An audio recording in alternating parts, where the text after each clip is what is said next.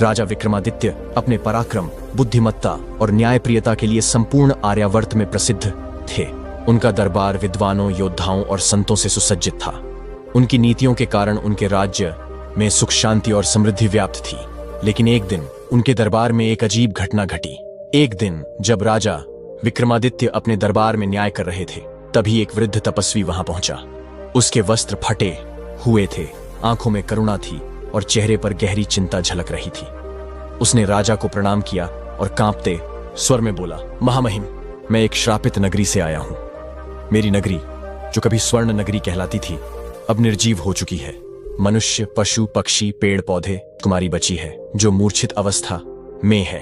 कृपा कर इस रहस्य का समाधान कीजिए, अन्यथा यह श्राप सदा के लिए रहेगा। विक्रमादित्य ने उसकी बात ध्यानपूर्वक सुनी और पूछा, तपस्वी, यह बताओ कि यह घटना कब और कैसे घटी? यह श्राप किस कारण पड़ा? तपस्वी ने गहरी सांस ली और कहना शुरू किया, राजन, यह कहानी कई वर्षों पुरानी है। महाराज गंधर्वसेन को किसी श्रापवश गधा बनना पड़ा अपनी ही नगरी गंधर्वपुरी में। एक कुम्हार के घर में रहने लगे। वो दिन में तो गधे बने रहते और रात को सुंदर देव पुरुष के समान युवक बन जाते। एक रोज वह अपने गधे के खाल से बाहर आए और खाल को खूंटी पर टांग दिया। कुम्हार ने सारा दृश्य देखा तो अवाक रह गया। वह उन्हें पहचान गया।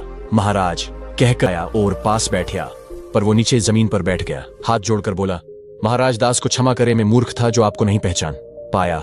कृपा करके बताइए ये सब क्या है? गंधर्वसेन बोले, क्षमा कैसी, तुमने जो किया वह अनजाने में किया। और अपनी सारी कथा बताई और पूछा, अब यहाँ कौन राज्य करता है? कुम्हार बोला, भीमदेव राय राजा राज्य करते, उनकी एक कन्या है। गंधर्वसेन बोले, तो भाई मेरा एक काम करो, कल राजा से कहना राजकुमारी का विवाह मुझसे कर दे, ऐसी देवताओं की इच्छा है। कुम्हार डर गया, महाराज, राजा मेरे प्राण ले लेगा, नहीं कुछ करेगा, तुम सारी सत्यता बता देना। गंधर्वसेन ने कुम्हार को आश्वस्त किया। अगली सुबह कुम्हार राजमहल जाता है। बड़ी मिन्नतों पर राजा से अकेले में मिलता है और राजा को सारी बातें स्पष्ट बता देता है। राजा सोच में पड़ जाता है।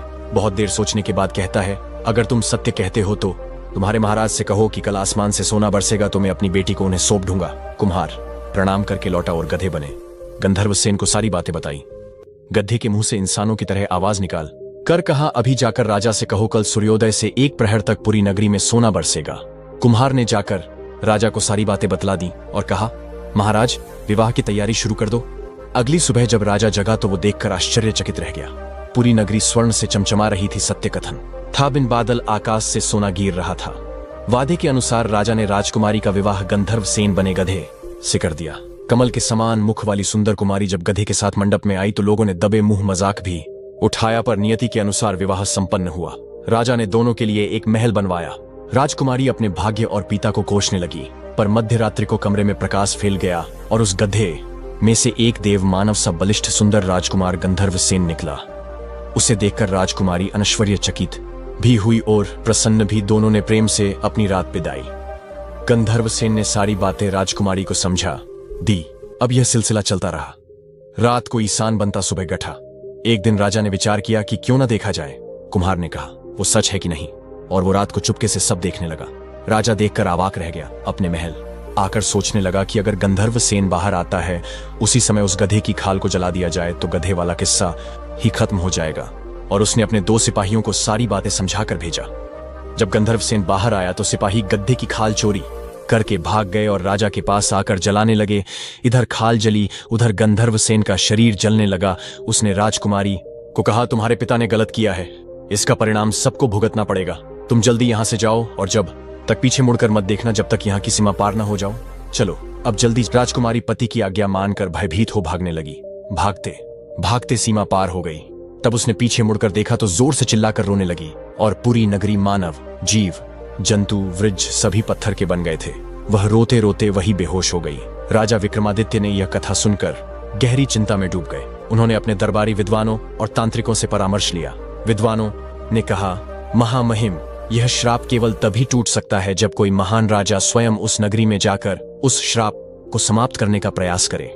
यह कार्य केवल एक निष्पाप और धर्मपरायण राजा ही कर सकता है। विक्रमादित्य ने निश्चय किया कि वे स्वयं इस रहस्य को सुलझाएंगे। उन्होंने अपने विश्वस्त मंत्री और कुछ वीर योद्धाओं को बुलाया और कहा, हम एक अज्ञात नगरी की यात्रा पर जा रहे हैं। वहां कोई भी जीवित नहीं है, लेकिन हमें वह रहस्य खोजना होगा जिससे यह श्राप टूटा सके। राजा विक्रमादित्य अपने सैनिकों और विश्वस्त मंत्री के साथ गंधर्वपुरी की ओर निकल पड़े। यात्रा कठिन थी। जंगलों, पर्वतों और नदियों को पार करने के बाद वे एक दिन उस श्रापित नगरी के निकट पहुंचे। वहां का दृश्य भयावह था। संपूर्ण नगरी पत्थर में बदल चुकी थी। मकान, महल और यहां तक कि लोग भी पत्थर के बन गए थे। केवल एक स्थान पर हलचल थी, एक सुंदर युवती जो मूर्छित अवस्था में पड़ी थी। विक्रमादित्य ने जैसे ही उसके पास जाकर उसे जल छिड़का, वह जाग उठी और आश्चर्य से राजा को देखने लगी। उसकी आंखों में भय और पीड़ा झलक रही थी। तुम कौन हो? विक्रमादित्य ने कोमल स्वर में पूछा। युवती रो पड़ी और बोली, मैं इस नगरी की राजकुमारी हूं। जब से मेरे पति गंधर्व सेन का अंत हुआ, यह नगरी श्रापित हो गई। मैं ही अकेली बची हूं, लेकिन मैं भी इस श्राप से मुक्त नहीं हूं। कृपा कर मेरी सहायता कीजिए। विक्रमादित्य ने निश्चय किया कि वह इस रहस्य को सुलझाकर नगरी को श्राप से मुक्त करेंगे, लेकिन कैसे? कौन सा रहस्य इसमें छिपा है? यह जानने के लिए उन्होंने नगरी में छानबीन शुरू की। राजा विक्रमादित्य अब गंधर्वपुरी के रहस्यों को उजागर करने के लिए तैयार थे। उनके सामने एक श्रापित नगरी थी जिसमें हर चीज पत्थर बन चुकी थी और केवल एक जीवित इंसान बचा था, राजकुमारी, जो अब तक मूर्छा में थी। जैसे ही वह चेतना में आई, उसने विक्रमादित्य को अपनी व्यथा सुनाई। विक्रमादित्य और उनके साथ आए योद्धा अब श्राप तोड़ने के उपायों की खोज में जुट गए। उन्होंने पूरे महल का निरीक्षण किया। पत्थर की मूर्तियों को ध्यान से देखने पर ऐसा प्रतीत होता था मानो सभी लोग अपनी दैनिक क्रियाओं में व्यस्त थे जब यह श्राप उन पर पड़ा था। राजकुमारी उन्हें एक गुप्त कक्ष तक ले गई जिसे केवल राज परिवार के लोग ही जानते थे। अंदर प्रवेश करते ही वहां एक विशाल पुस्तकालय दिखाई दिया जिसमें हजारों प्राचीन ग्रंथ रखे थे। यही वह स्थान है जहां मेरे पिता के पूर्वजों ने अनेक दुर्लभ और रहस्यमयी ग्रंथ संकलित किए थे, राजकुमारी ने कहा। विक्रमादित्य ने अपने बुद्धिमान मंत्री को आदेश दिया, हमें ऐसे किसी भी ग्रंथ को खोजना होगा जिसमें इस श्राप के बारे में कुछ लिखा हो। कई घंटों की तलाश के बाद एक पुराना ग्रंथ मिला जिस पर स्वर्ण अक्षरों में लिखा था, गंधर्व श्राप विधान। विक्रमादित्य ने ग्रंथ को खोलते ही उसमें लिखे श्लोकों को पढ़ना शुरू किया। उसमें लिखा था कि गंधर्वपुरी का श्राप तभी टूट सकता है जब श्राप देने वाले की आत्मा को शांति मिले, यानी गंधर्व सेन की आत्मा अभी भी कहीं बंधी हुई थी और उसे मुक्त करना आवश्यक था। राजा विक्रमादित्य को 3 परीक्षाएं देनी होंगी जो गंधर्व देवताओं द्वारा ली जाएंगी। ये परीक्षाएं उनके साहस, त्याग और बुद्धिमत्ता की परीक्षा लेंगी। विशेष अग्नि यज्ञ करना होगा जिसमें गंधर्व सेन की अस्थियां और एक दिव्य औषधि मिलाई जानी होगी। लेकिन गंधर्व सेन की आत्मा बंधी कहां है? विक्रमादित्य ने पूछा। राजकुमारी की आंखों में आंसू आ गए। उनकी आत्मा महल के प्रेत कोठार में कैद है जिसे अब तक कोई खोलने की हिम्मत नहीं कर सका। वहां जाने वाले लोग कभी वापस नहीं लौटे। विक्रमादित्य अपने कुछ चुने हुए योद्धाओं के साथ प्रेत कोठार की ओर बढ़े। यह महल के सबसे भीतरी हिस्से में एक गुप्त कक्ष था। जैसे ही वे वहां पहुंचे, ठंडी हवाओं का झोंका और अजीब सी फुसफुसाहटें सुनाई देने लगीं। राजा विक्रमादित्य, आगे मत बढ़ो, एक रहस्यमयी आवाज गूंजी। लेकिन विक्रमादित्य रुके नहीं। जैसे ही उन्होंने प्राचीन द्वार खोला, एक तीव्र ऊर्जा ने सभी को पीछे धकेल दिया। कोठार के भीतर एक विशाल काले धुएं का भूत उभर आया। तुम कौन हो? विक्रमादित्य ने निर्भीकता से पूछा। मैं गंधर्व सेन की अपूर्ण आत्मा। मुझे मुक्ति चाहिए, लेकिन यह आसान नहीं है, भूत ने उत्तर दिया। तुम्हारी मुक्ति के लिए हमें क्या करना होगा? तुम्हें 3 परीक्षाएं देनी होंगी। पहली परीक्षा में विक्रमादित्य को एक भयावह प्रेत गुहा में जाना था जहां केवल वही जीवित रह सकता था जो अपने भय पर पूर्ण नियंत्रण रखता हो। गुहा के अंदर पहुंचते ही चारों ओर अंधकार छा गया। अचानक वहां से भयानक प्रेत प्रकट हुए। वे कई रूप धारण कर विक्रमादित्य को डराने लगे, कभी आग उगलते अजगर बनकर, कभी विकराल राक्षसों के रूप में। लेकिन विक्रमादित्य अडिग रहे। उन्होंने अपनी तलवार निकाली और गर्जना की, मैं राजा विक्रमादित्य हूं, किसी से भय नहीं खाता। जैसे ही उन्होंने यह कहा, प्रेत अचानक विलीन हो गए और एक स्वर्ण दीप प्रकट हुआ। राजन, आपने पहली परीक्षा सफलतापूर्वक पूरी कर ली, गंधर्व सेन की आत्मा बोली। दूसरी परीक्षा में विक्रमादित्य को अपने सबसे प्रिय चीज का त्याग करना था। अचानक आकाशवाणी हुई, विक्रमादित्य, यदि तुम इस नगरी को श्राप से मुक्त करना चाहते हो तो तुम्हें अपनी सबसे प्रिय वस्तु का बलिदान देना होगा। राजा सोच में पड़ गए। उनके लिए सबसे प्रिय वस्तु थी उनका राज्य और उनका सिंहासन। उन्होंने बिना किसी झिझक के कहा, यदि मेरा सिंहासन छोड़ने से इस नगरी का उद्धार हो सकता है तो मैं इसे त्यागने के लिए तैयार हूं। जैसे ही उन्होंने यह कहा, आसमान से दिव्य प्रकाश प्रकट हुआ और एक गंधर्व प्रकट हुए। राजन, आपकी त्याग की परीक्षा भी सफल हुई।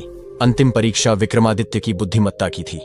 उनके सामने 3 रहस्यमयी पात्र रखे गए, एक में विष, एक में अमृत और एक में कुछ अज्ञात। राजन, यदि आप सही पात्र चुनते हैं तो श्राप मुक्त होगा, लेकिन यदि आप गलती करते हैं तो यह श्राप कभी नहीं टूटेगा।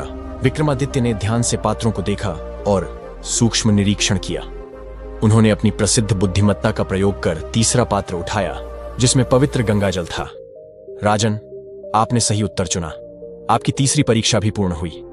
अब विक्रमादित्य को अंतिम कार्य करना था, गंधर्व सेन की अस्थियों को यज्ञ में अर्पित करना। राजकुमारी उन्हें एक गुप्त कक्ष में ले गई, जहां अस्थियां रखी थीं। वहां जाकर विक्रमादित्य ने विशेष अग्नि यज्ञ किया। जैसे ही अस्थियां अग्नि में अर्पित हुईं, एक दिव्य प्रकाश फैल गया और गंधर्व सेन की आत्मा प्रकट हुई। धन्यवाद विक्रमादित्य, तुमने मुझे मोक्ष प्रदान किया। अब यह नगरी अपने श्राप से मुक्त होगी। जैसे ही यह कहा गया, संपूर्ण गंधर्वपुरी में कंपन होने लगा। पत्थर की मूर्तियां फिर से जीवित होने लगी और पूरा नगर पुनः स्वर्ण नगरी बन गया। राजकुमारी ने विक्रमादित्य के चरणों में गिरकर धन्यवाद दिया। राजन, आपने न केवल हमारी नगरी को बचाया, बल्कि इतिहास में अमर हो गए। विक्रमादित्य ने राजकुमारी की बातों को ध्यान से सुना और गंधर्वपुरी के श्राप के बारे में अधिक जानने के लिए नगरी की गहन जांच शुरू की। पूरा क्षेत्र सुनसान था। चारों ओर मरे हुए जीव और पत्थर के जैसे व्यक्ति बिखरे पड़े थे, मानो यह कोई पौराणिक महाकाल का प्रकोप हो। राजमहल के भीतर की सन्नाटे और अंधेरे से घिरी दीवारों ने विक्रमादित्य के मन में एक डर पैदा कर दिया था, लेकिन वह जानते थे कि वह अकेले ही इस श्राप को दूर करने का रास्ता खोज सकते हैं। उनके निर्णय की दृढ़ता में कोई कमी नहीं थी। विक्रमादित्य ने अपने मंत्रियों और साथियों को अलग अलग हिस्सों में भेज दिया, ताकि वे किसी गुप्त सूचना या ऐतिहासिक अवशेष की खोज कर सकें। वह स्वयं भी महल के आंतरिक भाग में प्रवेश कर गए, जहां हर दीवार और वस्तु चुपचाप अपने इतिहास को छुपाए बैठी थी। उन कक्षों में एक गहरी शांति थी, जैसे समय ने भी यहां आकर अपनी गति धीमी कर दी हो। राजा ने प्रत्येक कक्ष का निरीक्षण किया, लेकिन कहीं भी कोई सुराग नहीं मिला। एक समय ऐसा आया जब विक्रमादित्य थककर राजमहल के केंद्रीय कक्ष में बैठ गए। वहां उन्होंने दीवार पर एक गहरी लकीर देखी। ये लकीर कुछ असामान्य थी और विक्रमादित्य की आंखों ने जैसे ही इसे देखा, उनका ध्यान पूरी तरह उस पर केंद्रित हो गया। उन्होंने अपने हाथों से दीवार को टटोला और पाया कि वह लकीर दरअसल एक गुप्त दरवाजे का संकेत थी। दरवाजा ढूंढने में उन्हें ज्यादा समय नहीं लगा और उन्होंने उसे खोल लिया। विक्रमादित्य ने जैसे ही गुप्त दरवाजा खोला, अंदर एक छोटा सा कक्ष था, जिसमें पुराने और धूल भरे खजाने के साथ कई गहरे रहस्यमयी पन्ने और पुस्तकें रखी हुई थीं। एक पुस्तक को देखकर राजा ने समझा कि यह वही ग्रंथ हो सकता है जिसका उल्लेख तपस्वी ने किया था। यह ग्रंथ बेहद प्राचीन और महत्वपूर्ण प्रतीत हो रहा था, क्योंकि उसके पन्नों पर अजीबोगरीब अक्षर और चित्र अंकित थे। विक्रमादित्य ने सावधानी पूर्वक ग्रंथ को खोला और उसका अध्ययन शुरू किया। ग्रंथ के पहले पन्ने पर लिखा था, जिस दिन गंधर्व सेन का श्राप टूटेगा, उस दिन आकाश में प्रलय की ध्वनि गूंजेगी। वह राक्षस का रूप धारण करके मानवता को तंग करेगा, लेकिन एक महान राजा ही इस घातक चक्र को तोड़ सकेगा। यह पंक्ति पढ़कर विक्रमादित्य को समझ में आ गया कि गंधर्व सेन का श्राप उस राक्षस के कारण है जिसे ग्रंथ में गंधर्व राक्षस कहा गया है। यह राक्षस गंधर्व सेन को हर समय एक गड्ढे के रूप में रखने के लिए जिम्मेदार था और उसका उद्देश्य उस राजकुमारी और गंधर्व सेन को एक साथ देखने से रोकना था। ग्रंथ में आगे लिखा था, केवल एक राजकुमार या राजा जो आत्मिक रूप से शुद्ध और विद्वान हो, वह गंधर्व सेन के श्राप को समाप्त कर सकेगा। उसे गंधर्व राक्षस से लड़ने के लिए एक विशेष बर्तन की आवश्यकता होगी, जिसमें उसे गंधर्व सेन की आत्मा का पुनः जन्म करना होगा। विक्रमादित्य ने यह पंक्तियां पढ़ते हुए मन ही मन ठान लिया कि वह गंधर्व सेन और उस श्रापित नगरी की मुक्ति के लिए हर हाल में प्रयास करेंगे। अब उनके पास एक स्पष्ट दिशा थी। गंधर्व राक्षस से लड़ने के लिए उन्हें वह विशेष बर्तन ढूंढना था। विक्रमादित्य ने ग्रंथ में अगले कुछ पन्ने और पढ़े और उन्हें यह भी जानकारी मिली कि वह बर्तन एक ऐसी पवित्र नदी के किनारे स्थित था, जिसे केवल एक शक्तिशाली और तपस्वी राजा ही ढूंढ सकता था। इस बर्तन में गंधर्व सेन की आत्मा को मुक्त किया जाएगा और इसके बाद ही नगरी को श्राप से मुक्ति मिलेगी। राजा विक्रमादित्य ने इसे पूरी तरह से समझ लिया और तुरंत उस पवित्र नदी के स्थान की खोज शुरू कर दी। इस नदी की स्थिति गुप्त थी और उसे जानने के लिए किसी पुराने ग्रंथ या शास्त्र की आवश्यकता थी, जिसे विक्रमादित्य ने तुरंत खोजने का निर्णय लिया।